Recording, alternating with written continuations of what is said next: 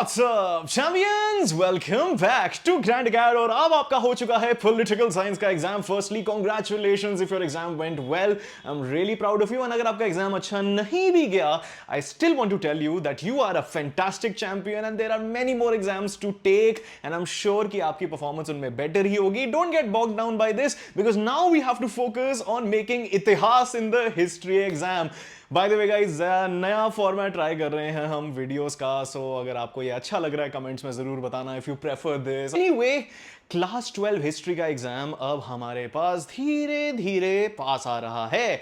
Yes, class 12 history is something that बहुत ज्यादा बच्चे इससे डरते हैं. I completely understand. It's not an easy subject by any means because इसमें तीन किताबें हैं. अब देखो, लॉजिकली अगर कोई भी इसकी स्टडी प्लान बनाने की कुछ सोचेगा या स्ट्रैटेजी बनाने का सोचेगा, बहुत simply, if they are not grand arcade, they will just say अरे एक दिन आप एक बुक कर लीजिए, दूसरे दिन दूसरी बुक कर लीजिए, तीसरे दिन तीसरी बुक कर लीजिए, पहले एंशिएंट कर लो, फिर मिडीवल कर लो, फिर मॉडर्न कर लो. लेकिन लॉजिक ये नहीं है. I am going to tell you the perfect strategy, the perfect study plan for your class 12 history board exam in 2025. देखिए, हिस्ट्री को हमें लाइटली नहीं लेना है.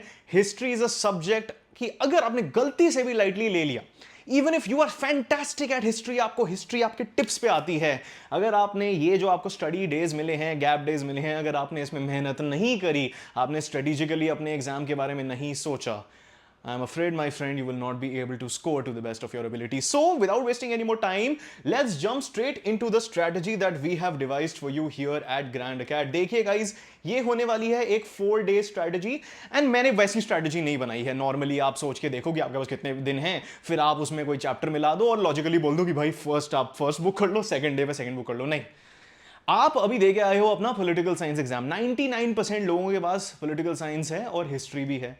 आप अभी देखे आए हो अपना पॉलिटिकल साइंस का exam. Now there are certain chapters, particularly in book 3, which is of modern history, where we can interrelate a lot of concepts that we have studied in the politics independence book in political science. ठीक है, तो इस logic के हिसाब से मैंने study plan बनाया है बिकॉज हमारी ब्रेन ना, it requires context, it requires us interlinking significance, interlinking points. तो उसके हिसाब से हम ये स्टडी प्लान के बारे में बात करेंगे. लेकिन उससे पहले there are certain things, my friend, that you have to know, my dear champion. The first one is, guys, bare minimum है ये 4 दिन का जो मैं स्टडी प्लान दे रहा हूं, उसका मतलब ये नहीं है कि आपने डे 1 के टारगेट्स अचीव कर लिए फिर आप चिल कर रहे हो. You need to revise whatever you study on a consistent basis. Now, why do I say that? Because we have to focus on retention. Class 12 history में सबसे ज्यादा इंपॉर्टेंट चीज है कि जो आपने पढ़ा है, क्या आप उसे रिटेन कर पा रहे हो? Are you able to actually synthesize the information inside your head? क्योंकि अगर आपने सब कुछ पढ़ लिया, history is not a subject to understand. ठीक है, ये बहुत आपको ब्रूटल रियलिटी में आपको बता रहा हूं. Class 12 history is all about memorisation. अगर आपने वो फैक्ट्स रिप्रोड्यूस नहीं किए एग्जाम में, आप नंबर भूल जाइए. There is no concept that you have to understand. एक दो तो हर चैप्टर में है, but this is completely a game of facts. So जितना रिविजन उतना कम. और रिवीजन का मतलब ये नहीं है कि आप बैठ के एकदम पूरा सिलेबस रिवाइज कर रहे हो. ना ना ना, you have to flip through pages. It is better to go through 5-6 speed revisions rather than one detailed revision. So aim for iterations. Aim करिए कि आप सिलेबस को 5 से 6 बार you expose yourself to the syllabus rather than stressing about completing your syllabus in detail once again. But इस study plan में आपको काफी उसके रिलेटेड गाइडेंस तो मिल ही जाएगी. Number 3, your study sessions have to be holistic. What does holistic mean? Holistic mean कि ऐसा नहीं है कि let's say हम peasants वाला चैप्टर पढ़ रहे हैं. स्टडी सेशन का ये मतलब नहीं होता कि हम बोर्ड एग्जाम के लिए पढ़ रहे हैं. इसका मतलब है कि हमें सब कुछ रिटेन करना है अबाउट दैट चैप्टर. आपका CUET आने वाला है, ठीक है, और ऐसा भी नहीं है कि आपके क्लास 12 बोर्ड एग्जाम में सिर्फ पैराग्राफ बेस्ड क्वेश्चंस आए या सोर्स बेस्ड क्वेश्चंस आए या फिर लॉन्ग क्वेश्चंस आए. MCQs भी आने हैं जिसमें निटी ग्रिटीज पूछी जाएंगी, अंदर से डिटेल्स पूछे जाएंगे, मैप्स भी आएंगे, सोर्सेज भी आएंगे. तो जब आप एक चैप्टर को पढ़ रहे हो, everything has to be covered. Maps, sources, MCQs, हर एक चीज कवर करनी है. हिस्ट्री में मैं बिल्कुल रेकमेंड नहीं करूंगा कि आप पहले मेन चैप्टर को कवर करो और फिर बाकी कंपोनेंट्स को कवर करने की कोशिश करो. It does not work because if you don't understand the chapter as a whole, you don't understand anything about it. Just telling you the truth. Number 4, all the 3 books have roughly 25 marks per book. तो हम ये नहीं कह सकते कि कोई chapter दूसरे chapter से ज्यादा इंपॉर्टेंट है, कोई बुक दूसरी या तीसरी बुक से ज्यादा इंपॉर्टेंट है. Everything has to be taken into account and everything has to be given equal significance because at least according to the CBSE blueprint, everything is equal. So please, अगर कोई आपको कह रहा है कि ये बुक ज्यादा इंपॉर्टेंट है, वे बुक ज्यादा इंपॉर्टेंट है, they don't know what they're talking about.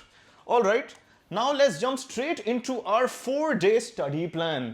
देखिए गाइज, बहुत लॉजिकली मैंने सोच के आपके लिए बनाया है डे 1 को, बिकॉज हमने as I said in the beginning हमारे पास ऑलरेडी पॉलिटिकल साइंस की, इंडिपेंडेंट इंडिया की थोड़ी हिस्ट्री का कॉन्टेक्स्ट है. It makes sense to start your study plan on day 1 with framing of the constitution. उसके बाद, because it entirely relates to what we talking about, Mahatma Gandhi and the national movement आपको cover करना है. And number 3, first book का first chapter, जो आपने पहला chapter पढ़ा था क्लास 12 में, ब्रिक्स, बीड्स एंड बोन्स. ये डे 1 है, वेरी लाइट पॉलिटिकल साइंस का कॉन्टेक्स्ट है आपके पास. फर्स्ट 2 चैप्टर्स करने बहुत ज्यादा इजी होंगे आपके लिए. थर्ड चैप्टर में थोड़ा ज्यादा टाइम लग सकता है, पर्टिकुलरली बिकॉज जो फर्स्ट बुक है उसमें बहुत ज्यादा डिटेल्स हैं. CUET और 12th में भी इनसे MCQs बनते हैं. तो थर्ड वाले चैप्टर पे आई वुड रिकमेंड कि आप बहुत ज्यादा टाइम लगाओ on rote memorisation. Now this is day 1. I hope you understood why we picked these chapters for day 1. Now day 2, number 1, rebels and the Raj, very easy chapter. Number 2, colonialism and the countryside, which you can interlink with what we've studied on day 1. And number 3, kingship, caste and class. ये chapters हमें day 2 को cover करने हैं. So by day 2 we've already gotten through most chapters that students find challenging और आपको history की थोड़ी आदत लग जाएगी. Now day 3 is particularly interesting because this is the first time that आपको थोड़े ज़्यादा detailed chapters पढ़ने पड़ेंगे.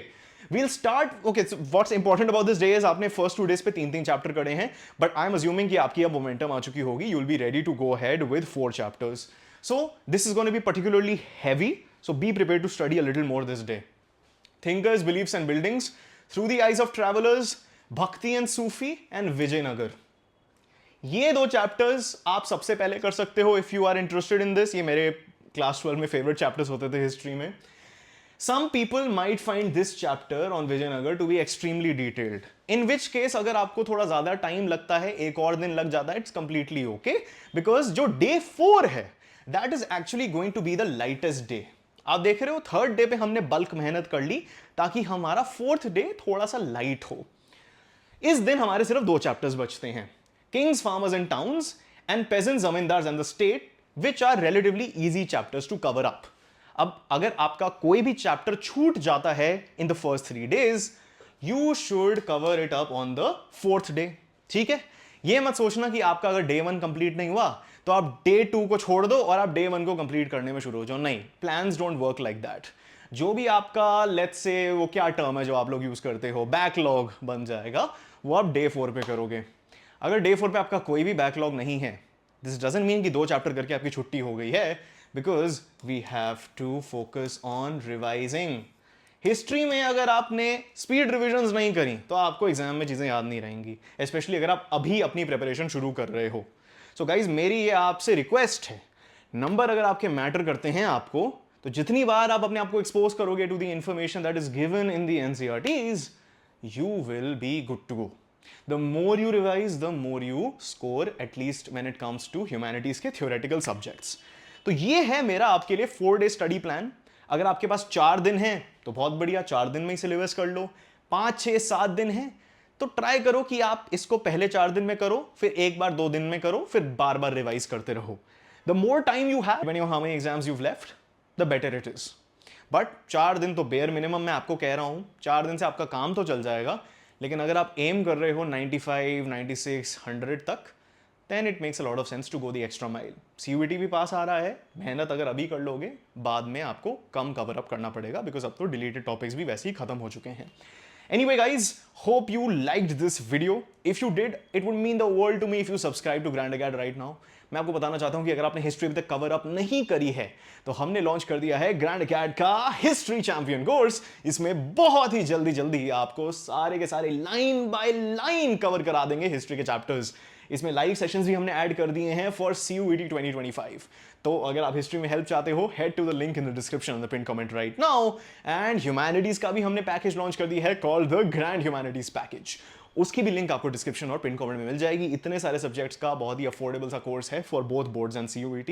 It is going to be absolutely incredible if you join it, because we are here to help you and make a champion out of you.